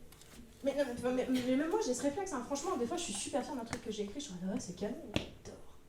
En fait, ça sert à rien. Ça c'est par exemple un... Ah oui c'est bleu, à la base c'est bleu. C'est Square, ils ont changé hein, leur page, c'est une vieille landing page d'un truc qui s'appelle Square. Sell more with Square, vendez plus avec Square. Attendez, j'arrive pas à lire le bouton. Get a free card reader, donc ayez un lecteur gratuit. Sell on the go, donc vendez en vous déplaçant, vendez en magasin, vendez en ligne. Et moi j'étais là, franchement le premier truc, j'étais là, alors attendez, ils vendent le carré du coup j'imagine, qui est un lecteur de cartes. Est-ce que c'est un logiciel? C'est quoi le message? C'est cool, parce qu'il y a cette répétition, sell on the go, sell in store, sell online. Mais en fait, j'ai pas envie de savoir ça, moi j'ai envie de, très rapidement de connaître en fait un peu plus l'utilité des fonctionnalités. Je sais pas s'il y a quelqu'un qui travaille pour un incubateur, je veux pas pointer du doigt, mais c'est juste pour vous dire que des fois, on est un peu prisonnier de ce type de réflexe-là. Là, typiquement, je regardais leur site, parce que je le trouvais intéressant, et typiquement, je suis tombée là-dessus. Ça, pour moi, c'est céder aux sirènes du call, parce que je pense que ce qui s'est passé à ce moment-là, ils se sont dit « Ah, il nous faudrait une section en bref, avec des chiffres en gros. » Parce que c'est vrai, c'est cool, c'est stylé, ça se voit mieux, puis c'est bien. Mais en fait, si vous regardez le texte, il y a 250 startups accueillies, et ça monte tous les trimestres. 100 startups en portefeuille, et bientôt 200. 20 startups ont levé avec une faute. Et d'autres sont encore en train. 6 programmes d'incubation, on avait commencé avec 5 villes et bientôt 10. Enfin, vous sentez que voilà, c'est ça, c'est pour tout en fait. Et ça pour moi c'est céder au sirènes du cool. C'est-à-dire c'est vouloir faire quelque chose de stylé parce qu'ils n'ont pas voulu faire ça pour embêter les gens, clairement. Ils ont voulu mettre en valeur leur boîte, ils ont voulu faire quelque chose de bien, qui se lisait facilement. Mais en fait, ils ne sont pas pensés au contenu d'abord. Et on se retrouve aussi avec ça, très souvent. C'est-à-dire céder aux sirènes du cool, c'est surtout quand, s'il vous plaît, si jamais vous avez la capacité d'embaucher un UX writer ou quelqu'un qui fait du design, faites-les venir tôt. Vraiment. Juste les parachutez pas sur des maquettes, c'est horrible. C'est horrible parce qu'on se retrouve là-dedans. On se retrouve sur une superbe maquette, qui est canon, qui a été testée, les utilisateurs adorent. Et là, on fait venir quelqu'un du contenu, faut que tu mettes tout ça dedans. Non mais attendez, non mais j'ai 120 caractères, je vais pas y arriver. On va se débrouiller, on va faire rentrer le contenu. Et on se retrouve avec un contenu mais rentré au chausse-pied, alors qu'en fait, ça aurait été si simple, dès le départ, de travailler le contenu, qui est quand même le truc le plus important en fait de votre produit, c'est la façon dont vous allez parler aux gens. Voilà, c'est ce que c'était Mon dernier conseil, vous connaissez le Content Canva, j'imagine, vous l'utilisez beaucoup. Je trouve que c'est un outil qui est très utile, surtout quand vous voulez... Enfin, celui-là, je l'utilise plus pour du contenu un peu plus conséquent. Donc pour celles et ceux qui ne connaissent pas, point d'entrée, donc par où est-ce que vos utilisateurs arrivent, comment est-ce qu'ils se sentent quand ils mettent le pied là sur votre page, à quoi il ressemble. Votre utilisateur, qui est-il? Les assets, donc de quoi a-t-on besoin, outre les mots, pour faire passer un peu ce message, donc ça c'est éventuellement en discussion. Le business goal, on va pas se leurrer, on a tous besoin de manger aussi, et vous voulez que votre produit... J'ai envie de petit filou, il se retrouve sur le marché, donc c'est aussi important que les besoins business, malgré tout, soient représentés. La position, donc où se trouve ce contenu, dans l'architecture, par quels endroits est-ce que les utilisateurs peuvent éventuellement le trouver, à quoi ça ressemble. Promotion, donc comment vos utilisateurs vont-ils savoir que ce contenu a été mis à jour ou ajouté, donc là c'est pour des contenus un peu particuliers. Le chemin, vers où ils vont partir, là après en gros, à la suite de ça. La vie, quelle est la durée de vie de ce contenu, si elle en a une limitée, qui la met à jour, à quelle fréquence. Et surtout la mesure, évidemment, on est toujours dans l'A/B testing permanent, donc comment est-ce que... Déjà, c'est quoi ma definition of done, un peu sur ce contenu, et comment je vais faire pour le mesurer. Pour un micro-contenu, souvent je retire ces 3 cases-là, je triche. Pour un contenu type bouton, petite interaction, souvent je retire ça et je me concentre là-dessus. Vous allez vous rendre compte, en partant de là, au départ, que très vite, ça va devenir un automatisme. Mais si ça peut vous aider dans un premier temps, j'en suis très contente. En gros, pour résumer cette heure ensemble, si je devais vous donner 4 conseils, 5, je sais plus. Les questions que vous devez systématiquement vous poser, en fait, quand vous écrivez quelque chose, quand vous créez du contenu, enfin, et même le contenu, je l'imagine de façon plus large que simplement les paragraphes. Est-ce que mon contenu, il est utile? Est-ce qu'il sert à quelque chose? Ça, c'est le premier truc. C'est vraiment le nerf de la guerre, en fait. Est-ce que mon contenu, il sert à un truc? Est-ce que mon contenu, il est simple? Est-ce que je peux faire plus simple? Si la réponse est oui, faites plus simple. Vraiment. 3. Est-ce que mon contenu remplit le besoin de l'utilisateur et aussi prend le besoin business en considération, parce qu'encore une fois, il faut qu'on mange. Et enfin, non, c'est 4. Et enfin, mon contenu est-il en accord avec l'identité de mon produit? Si vous pouvez répondre oui à chacune de ces questions, bah, félicitations. Je pense que vous faites déjà un peu en fait, du content design et de l'UX writing, et je serais ravie d'en discuter avec vous. Merci beaucoup pour le temps que vous m'avez accordé, c'était un véritable plaisir et je suis dispo pour les questions. C'est ça.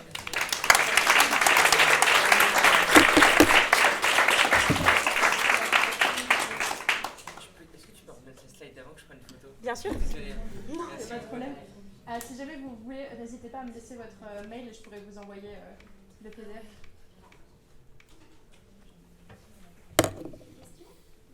Ouais, s'il y a des questions. Moi, par rapport aux exemples du X-Writing, il y a CityMapper sur des micro-interactions et font des trucs cool.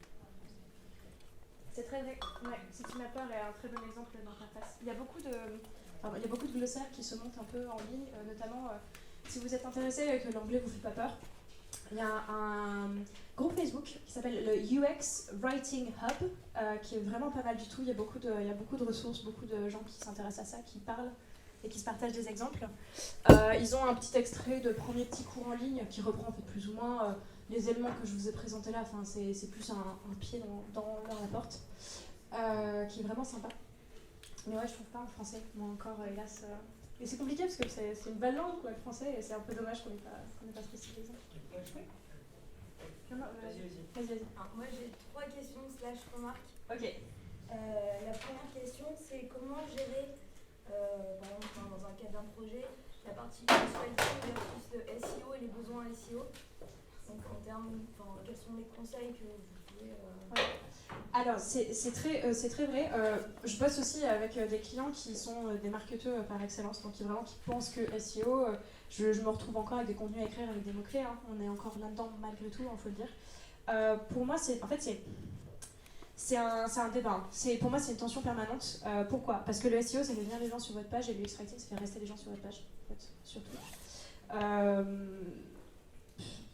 En fait, ça dépend vraiment beaucoup de votre cas. C'est-à-dire, par exemple, sur le cas Petit Filou, si on reprend les trucs, on se rendait compte qu'aliment pour chat était vachement moins utilisé que nourriture pour chat. D'un point de vue SEO, on se dirait, trop bien, faut qu'on investisse, faut qu'on s'appelle aliment pour chat. Si vous sentez que c'est le truc le plus pertinent à faire parce que vous êtes dans une problématique d'acquisition, allez-y. mais par contre, faites, assumez-le à fond. Vous allez parler de l'aliment numéro 1 pour chat. Ok. Si vous êtes plus dans une problématique, je dirais, de rétention et aussi de suivi de vos clients, c'est peut-être plus pertinent d'être sur un langage qui soit plus naturel. Voilà. Enfin, hélas, moi, j'ai pas trop de réponses encore. Soit des supports, soit des landing pages du site, etc., adresser des messages différents, mais du coup, ça va un peu à l'encontre du tone of voice un peu général de la marque.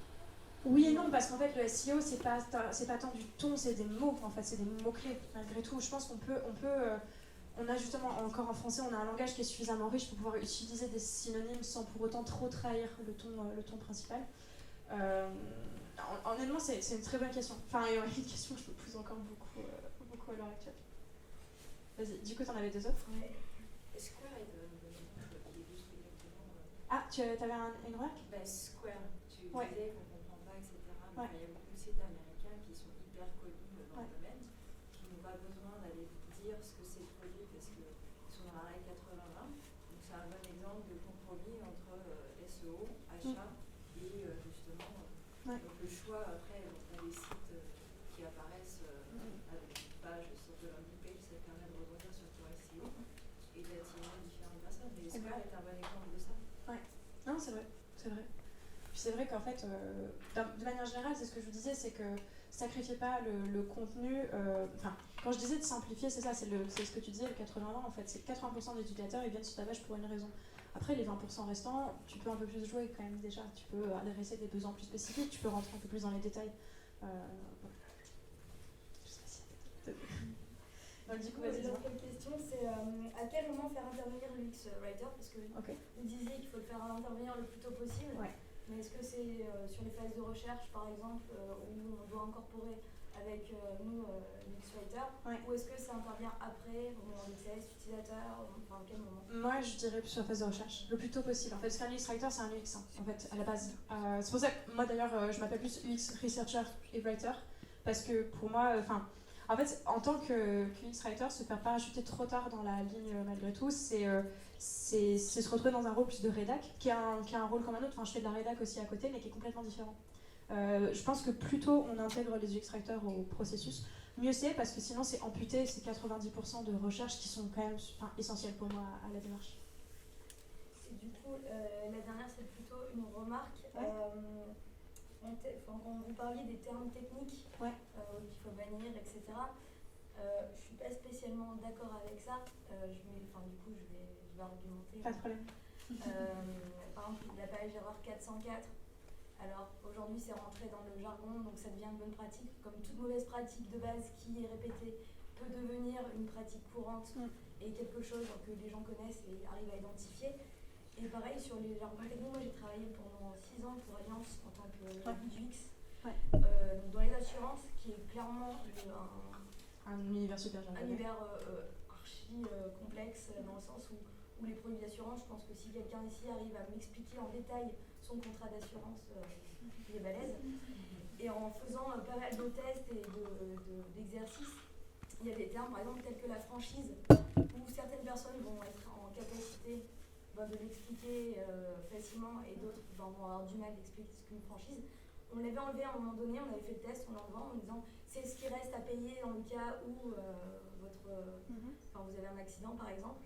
Et les gens étaient déçus de ne plus voir ce terme technique parce que du coup ça décrédibilisait la marque en tant qu'assureur qui était censé utiliser quand même des jargons spécifiques. Des conventions. Pour avoir une image beaucoup plus crédible et fiable. Du coup, je mettrais un peu plus de nuances sur... C'est vrai. Après, je suis d'accord avec toi, complètement, surtout dans des milieux comme l'assurance, etc., qui sont super techniques, faut le dire. Mais pour moi, en fait, la franchise, c'est j'aimerais plus ça à de la convention, en fait, malgré tout. C'est-à-dire, parler de franchise, parler de complémentaire, par exemple, c'est une convention, en fait. Quand on parle d'assurance, on s'attend à trouver ces termes en tant qu'utilisateur. Par contre, quelqu'un qui se connecte pour la première fois, qui veut prendre pour la première fois une assurance, ne connaîtra pas nécessairement le terme. Encore une fois, si 80% de tes utilisateurs s'attendent à trouver le mot franchise et n'ont pas besoin de la définition, je pense qu'elle n'est pas forcément nécessaire. S'attendent à pas trouver la définition, qu'ils connaissent le mot, mets-le. Par contre, offre aux 20% restants la possibilité d'aller trouver une définition. C'est ça, du coup, on avait laissé par exemple la terme franchise et en dessous on avait indiqué C'est ça. de manière plus, avec un vocabulaire beaucoup plus Complètement. simple et un troisième niveau avec carrément un exemple. Non mais parfait en fait, Mais ça c'est top. Enfin vraiment, c'est une très bonne illustration, mais pour moi c'est une convention. Tu vois par exemple, quelqu'un qui, une boîte, d'ailleurs j'aurais dû vous citer un exemple, qui fait très bien, c'est Alan par exemple. Alan vous parle de l'assurance santé de façon super simple en fait. Moi j'ai compris des trucs que je n'avais pas compris sur mon assurance santé depuis super longtemps. C'est simple, mais ils utilisent quand même des conventions. Ils parlent de complémentaires, ils parlent de remboursement, ils parlent de secteur 2, ils parlent de tout ça, mais ils l'expliquent en fait nécessairement. Et donc c'est ça en fait, je suis d'accord avec toi, on pourra jamais bannir les termes techniques, les termes jargonnés. C'est comme sur l'exemple que vous avez mis avec Windows et l'erreur, etc. En fait, dans la convention, aujourd'hui, les gens copie-collent et vont regarder sur Google pour trouver la solution, parce que quand il y a une erreur, ce qu'on veut faire, c'est la corriger. Et si on met un terme plus simple, on ne trouvera pas forcément la réponse, parce que là, on a la chance d'avoir une communauté internationale qui a déjà fait des recherches sur lesquelles il y a des forums et des solutions. Enfin, juste un peu plus de nuance. Ouais, je vois ce que tu veux dire. Je suis d'accord. Mais les personality sliders peuvent aider à Par exemple, faire un atelier peut-être. Complètement. C'est ça en fait. Je pense aussi que ça vient beaucoup du travail en fait en amont. C'est ça, c'est que à quel endroit on passe la barre, à quel endroit est-ce qu'on doit être plus simple, enfin plus figure d'autorité ou plus un peu plus joueur. À quel moment on doit se détacher aussi de ces trucs. Ça fera partie de la personnalité aussi que vous insuffleriez dans la boîte. Pour le Windows, je suis pas à 100% d'accord parce que en fait. Les gens qui vont aller faire l'effort d'aller sur un forum, d'aller cliquer, etc., je suis pas sûre que ce soit 90% des gens. C'est peut-être 90% des gens dans cette salle, mais c'est clairement pas 90% des utilisateurs d'un Windows en fait à l'heure actuelle.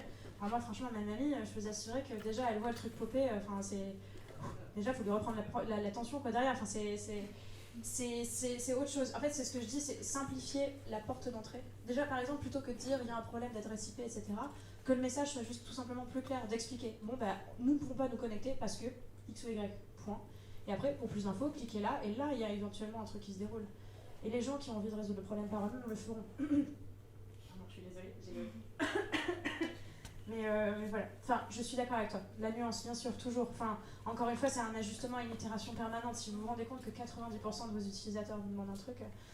par exemple, j'ai mon copain travaille sur une application bancaire interne ultra spécifique et je lui ai présenté le truc, il me disait mais moi j'ai besoin de ce jargon. Je fais bah oui bien sûr parce que 100% de tes utilisateurs c'est des gens en interne qui ont un besoin ultra spécifique et qui ont besoin d'entendre du jargon et donc du coup encore une fois c'est son public. En fait c'est avec ça que je suis avec son public. Mais je suis d'accord. Merci pour la présentation. Merci. Du coup pardon je suis désolée, il y avait d'autres questions et du coup j'ai... Qu'est-ce que tu réponds Merci pour la présentation. Qu'est-ce que tu réponds aux gens qui disent que les gens ne lisent pas vraiment, alors tout est dans le vraiment, mais sur Internet, mais qui scannent plutôt, ils regardent des mots-clés, des trucs, que le texte n'est pas vraiment lu. Il est vaguement scanné certains. Alors, c'est quelque chose que j'ai voulu mettre dans cette présentation, puis je me suis rendu compte que je partais dans des technicalités. En fait, ça a été prouvé que la façon dont on lit, notamment sur une page internet encore plus, c'est un F en fait. Quand on regarde sur les zones de chaleur, on a cette zone F, c'est-à-dire qu'on va d'abord lire le premier titre en haut à gauche, puis ensuite en dessous, puis ensuite en fait regarder généralement les premiers mots de tous les paragraphes et à partir de là choisir notre contenu. C'est notre façon de faire en fait. Moi je suis plutôt d'accord, j'ai jamais dit, c'est pas de dire ça. Mais ça m'arrive rarement qu'au premier coup d'œil, je lise l'intégralité d'une page de gauche à droite en faisant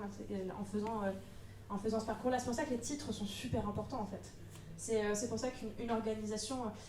pour ça, allez regarder, encore une fois c'est en anglais, je suis désolée, mais le blog du site gouvernement UK, United Kingdom, de Grande-Bretagne, est vraiment très très très bien fait et montre en fait justement comment décomposer en titres et sous-titres de la façon la plus efficace possible pour pallier justement à ce côté lecture en diagonale.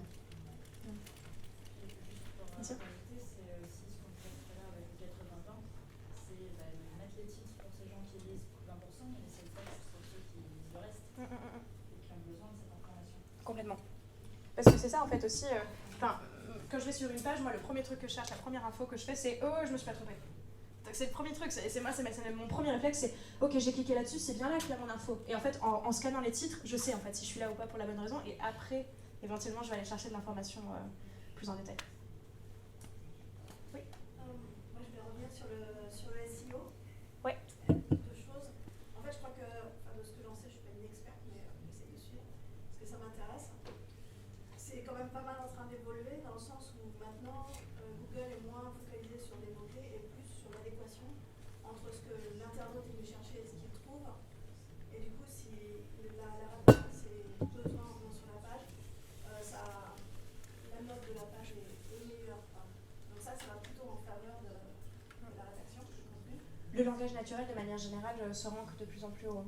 Ouais, je pense que c'est... Et deuxième chose, je me demandais si vous, pardon. Non, tu. Si tu t'étais déjà trouvé dans une équipe avec un SEO, et du coup, comment ça fonctionne, le tandem?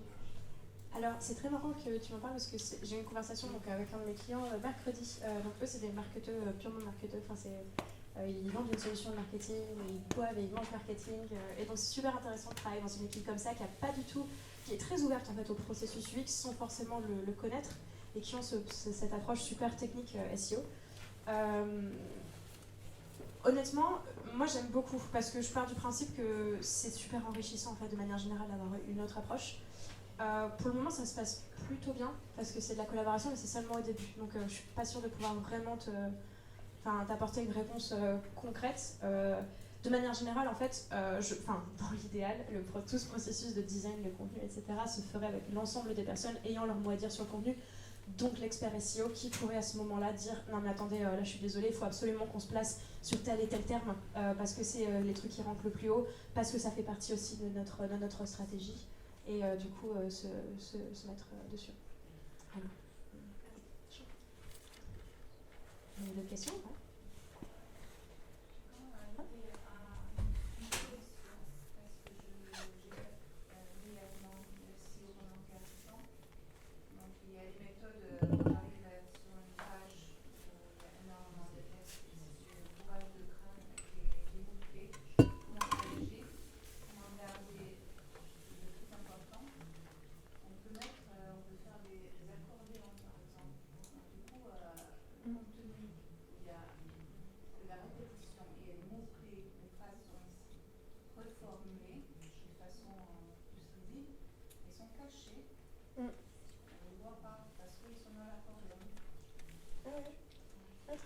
Ouais. Je connaissais pas, mais c'est une bonne petite solution.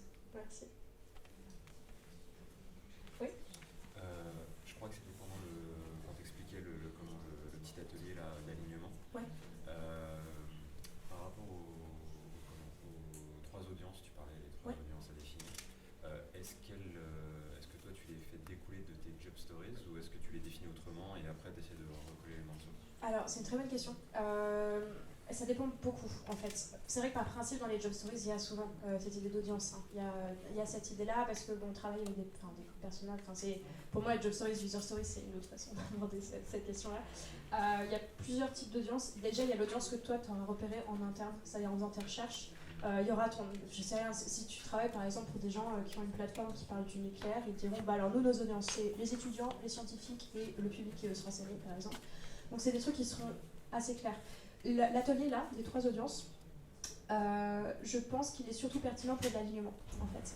Par principe, logiquement, si tu as réussi à faire ta recherche sans trop avoir de bâton dans les roues, tu les as. Tu les as déjà. Tu les as déjà dans tes job stories, tu es déjà en train de les pousser un petit peu aussi. L'atelier, c'est autant du lobbying interne que c'est pour toi le fait d'asseoir cette stratégie. Donc voilà, pour répondre à ta question, je pense que ça arrive un petit peu avant, en effet, mais ça concrétise. Et encore une fois, mettre les gens d'accord.